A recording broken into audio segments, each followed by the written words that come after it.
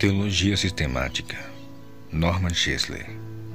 Pecado, salvação, a igreja, as últimas coisas.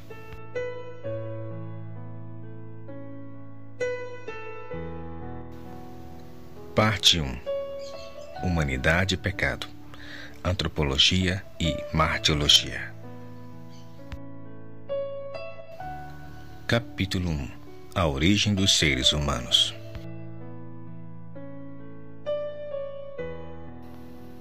Todos os teólogos evangélicos creem que os primeiros seres humanos foram criados diretamente por Deus. Tendo isto em mente, concentrar-nos-emos nas condições originalmente criadas para Adão e Eva, nas quais ocorreram tanto na tentação como na queda. Tudo isso servirá como preparação do cenário para uma abordagem da origem da alma de cada um do ser humano, segundo Adão. Bem como nos servirá também como contexto para a compreensão da depravação inerente herdada pela humanidade pela época da criação. As condições originais na criação.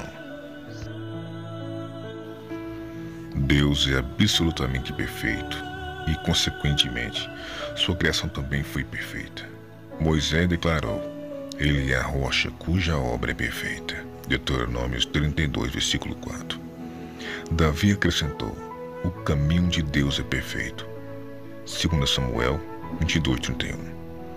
Jesus disse: Sede vós perfeitos, como é perfeito vosso Pai, como está em Mateus capítulo 5, verso 48. Nada menos do que a perfeição pode vir de um ser absolutamente perfeito, e é o próprio de um ser perfeito criar somente coisas perfeitas, já que os efeitos carregam a imagem da sua causa. A base bíblica para o estudo original de inocência e perfeição. De acordo com Gênesis 1 e 2, Adão e Eva foram criados em total inocência. Não havia nenhum tipo de malícia na sua natureza ou no ambiente onde eles foram inseridos. Eles não se envergonhavam, como está em Gênesis capítulo 2, versículo 25, e ainda não conheciam o bem e o mal no capítulo 3, versículo 5. Em suma, além de não conhecerem nenhum tipo de culpa ou qualquer tipo de pecado, eles também eram inocentes com relação ao pecado.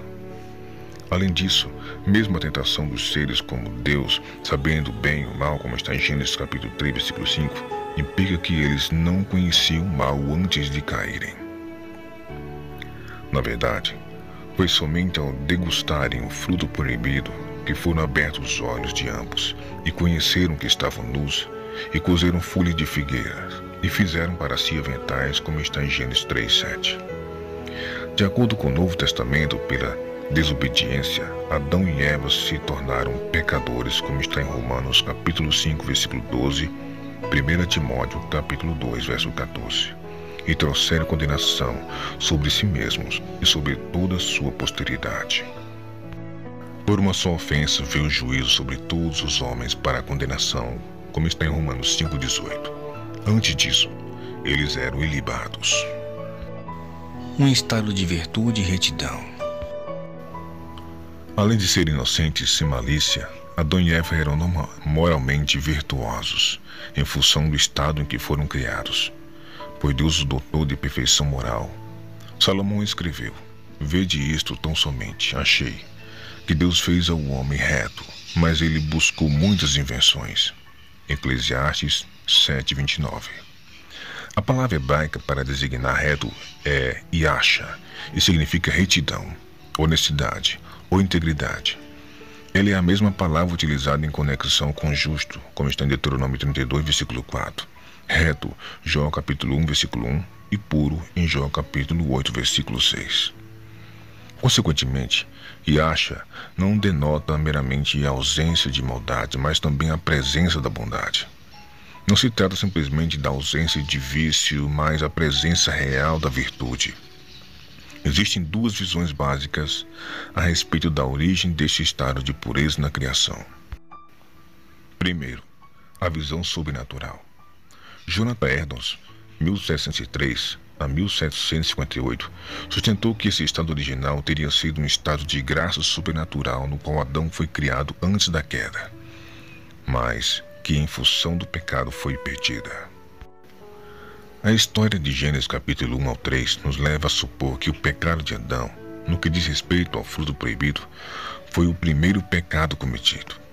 E este não poderia ter ocorrido caso, até aquele momento, ele não tivesse sempre sido perfeitamente íntegro desde o primeiro momento de sua existência, e, consequentemente, não tivesse sido criado ou trazido à existência de forma íntegra. Além disso, em um agente moral sujeito a obrigações morais, é a mesma coisa ser perfeitamente inocente e ser perfeitamente íntegro.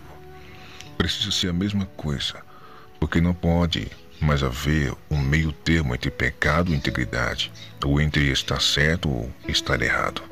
No sentido moral, da mesma forma que não pode haver também um meio termo entre ser reto e ser torto, no sentido natural. Thomas de Aquino, 1225 a 1274, e os seus seguidores na Igreja Católica também sustentavam o mesmo ponto de vista, ou seja, que a retidão original não era natural, mas sobrenatural. Um erudito católico afirmou que foi necessário que Deus transmitisse a Adão essa retidão sobrenatural na criação, a fim de proporcionar um remédio para essa doença ou langor da natureza humana que surge na natureza de organização material. O conhecido teólogo reformado William Shedd, 1820-1894, criticou essa visão como uma relíquia da ideia gnóstica acerca da matéria, e o rejeitou, pois, assim o fosse, Deus teria criado o homem já em estado de pecado. Segundo, a visão natural. Shedd argumentava que esse estado de perfeição na criação era natural, ou seja, a própria natureza com a qual Deus criara Adão era moralmente reta e perfeita. Ele observou que a mesma palavra hebraica, Yasha, é utilizada por Deus para se referir a Jó. Este era homem sincero e reto e temente a Deus, e desviava do mal, como está em Jó capítulo 1, versículo 1. A justiça original está contida na própria ideia de um homem que foi criado pelas mãos do Criador. Ela é a parte do seu dote de criação e de nada precisa ser acrescentada. A obra do Criador é perfeita e não precisa de nenhuma espécie de aperfeiçoamento. Em suma, de acordo com a visão natural, como Deus é perfeito, ele é incapaz de criar uma criatura imperfeita. Logo, o estado natural de Adão e Eva, desde o momento da criação, era necessariamente de perfeição. Um ambiente perfeito. Além de uma natureza perfeita, Adão também recebeu um ambiente perfeito. No Éden não havia pecado. Aquele lugar era um paraíso de bondade. Deus o havia criado, Gênesis 2, versículo 8 em seguir. E tudo que Deus criou era muito bom, Gênesis capítulo 1, versículo 31. No Éden não havia nenhuma imperfeição moral ou metafísica. Em todos os sentidos, aquele era um lugar sem máculas. Não havia nenhuma tendência ao mal por parte de Adão e nada de ruim acerca do ambiente ao seu redor. A criação estava sujeita à corrupção da forma como ficou depois da queda, como está em Romanos 8, 22. Não havia morte no gênero humano, Romanos 5:12. E tanto a natureza interna quanto externa eram absolutamente perfeitas. Um estado de domínio. No estado original da criação, a humanidade não era serva da natureza, mas exercia seu senhorio sobre ela. O homem não era escravo do seu braço forte, ao contrário, a natureza lhe servia, pois ela estava sujeita à humanidade. Deus disse aos seres humanos: enchei a terra, sujeitai-a e dominai sobre os peixes do mar, sobre as aves do céu e sobre todo animal que se move sobre a terra. Gênesis 1, 28. Um estado de responsabilidade moral. Tudo isso não significa que Adão não precisava prestar contas a ninguém que estivesse acima dele. Na verdade, ele estava em estado de subordinação, pois e ordenou o Senhor Deus ao homem, dizendo: de toda a árvore do jardim comerás livremente, mas a árvore da ciência do bem e do mal, dela não comerás, porque no dia em que dela comerdes, certamente morrerás. Gênesis 2, 16 e 17. Deus lhe havia dado uma ordem, e Adão tinha a responsabilidade de obedecer ao Criador. Como sabemos, foi exatamente nesse ponto que Adão falhou, e de maneira miserável. Gênesis 3, 1, Romanos 5, 12 e 21, 1 Timóteo 2, 14. Adão estava livre no sentido em que suas ações foram autodeterminadas. Deus falou de maneira bastante específica: de toda a árvore do jardim comerás livremente. Gênesis 2,16. Quando Adão escolheu desobedecer esta ordem, Deus o considerou culpado com a seguinte pergunta: comeste tu da árvore que te ordenei que não comeste? Gênesis 3,11. As palavras grifadas claramente indicam que houve um ato de autodeterminação. Tu fizeste isso, disse Deus. Portanto, tu também serás responsável pelo teu ato, sustentou o Criador. Ninguém mais fez com que Adão e Eva cometessem um pecado, nem mesmo o próprio diabo, que foi o autor da tentação. Assim é a natureza autodeterminada da liberdade. Obviamente, essas pessoas perfeitas em um paraíso perfeito não estavam livres de um intruso imperfeito. Satanás, um arcanjo decaído, havia se rebelado contra o Criador, levando consigo um terço dos anjos do céu. Apocalipse 12, versículo 4, versículo 9. Através do engano astuto, o grande enganador persuadiu Eva, e por seu intermédio, Adão a desobediência contra Deus. Romanos 5, 19, 1 Timóteo 2, 14. Por uma decisão livre e não coagida das suas vontades, o casal perfeito no paraíso perfeito caiu na imperfeição, e junto com eles todo mundo veio também abaixo. A sua descendência gerou a morte e a destruição. Romanos 5, 12, 21, 8, 20 versículo 23.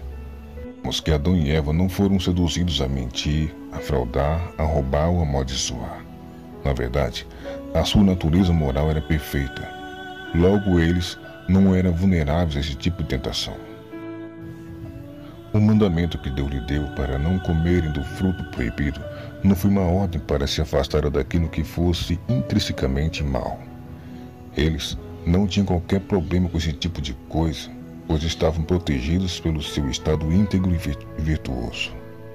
A sua vulnerabilidade estava no teste que teriam de enfrentar. Será que eles obedeceriam simplesmente porque aquilo que havia sido dito? É assim que Deus disse? Foi uma das armadilhas que eles enfrentaram por parte do diabo, como está em Gênesis 3, versículo 1. A sua responsabilidade moral para com Deus dizia respeito a um objeto que era moralmente neutro. Deus poderia ter dito, por exemplo, não colha nenhuma margarida do jardim. Portanto, como já estudamos, a questão não era do pecado ser inerente à substância que eles tocaram. A tentação do pecado foi no sentido de seduzi-los a desafiar a Deus e posteriormente tornarem-se conscientes do mal que representa uma escolha feita em oposição à sua vontade. Nenhum mal interior ou exterior os levou a transgredir.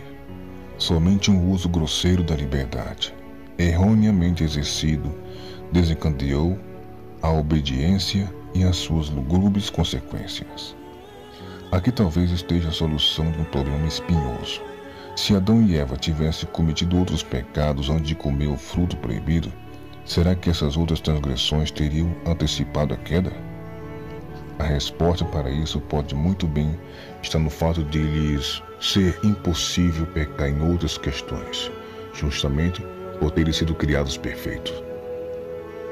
Certamente, Satanás lhe teria tentado nestas outras questões, se lhes fosse possível, mas não existe qualquer indicação de que isso tenha ocorrido. É muito mais provável que somente a desobediência, aquele comando específico de Deus, desencadearia a queda e precipitaria toda a criação na morte e no desastre.